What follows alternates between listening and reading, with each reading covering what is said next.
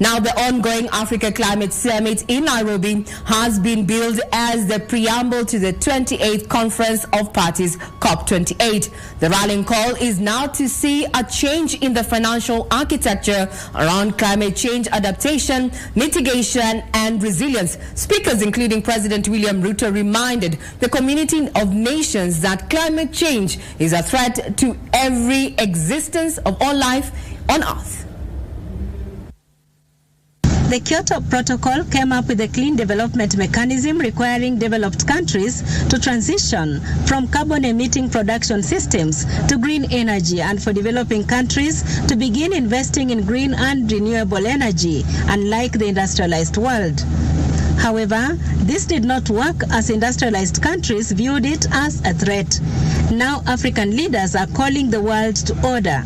Africa's youthfulness is precisely the attribute that has inspired African leaders to imagine a future where Africa finally steps into the stage as an economic and industrial power, an effective and positive actor on a global arena.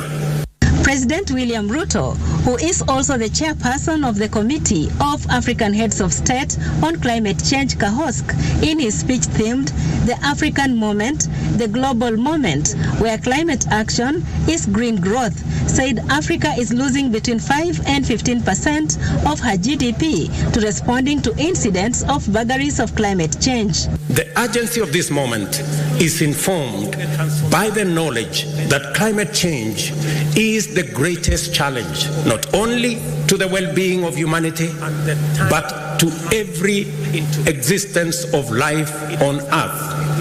The president said that his PhD research on the ecological impacts of human activity on fragile ecosystems and wetlands opened his eyes to the realities of anthropogenic activities that have resulted in climate change. He warned that Africa may never come out of the shackles of debts as African countries pay upwards of 5 times more in interest rates. Regional conflict with geopolitical ramifications have compounded the disruptive impacts of the COVID-19 pandemic to throw global supply chains into disarray, slowing down economies, raising the cost of living, suppressing economic growth, and straining food systems to a breaking point. Various speakers, including the president of the Africa Development Bank, Dr. Akinwumi Adesina, wondered how a nature-rich continent is again referred to as carbon poor. We must put the youth and women at the core of climate financing.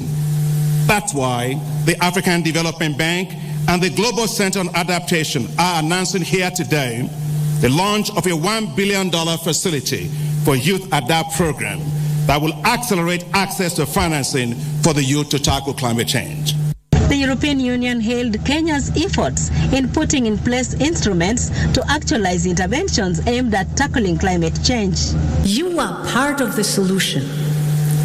With your huge potential for renewable energy and clean hydrogen, your critical raw materials, your incredible nature and biodiversity, and your young workforce, you can help clean up global energy systems and supply chains.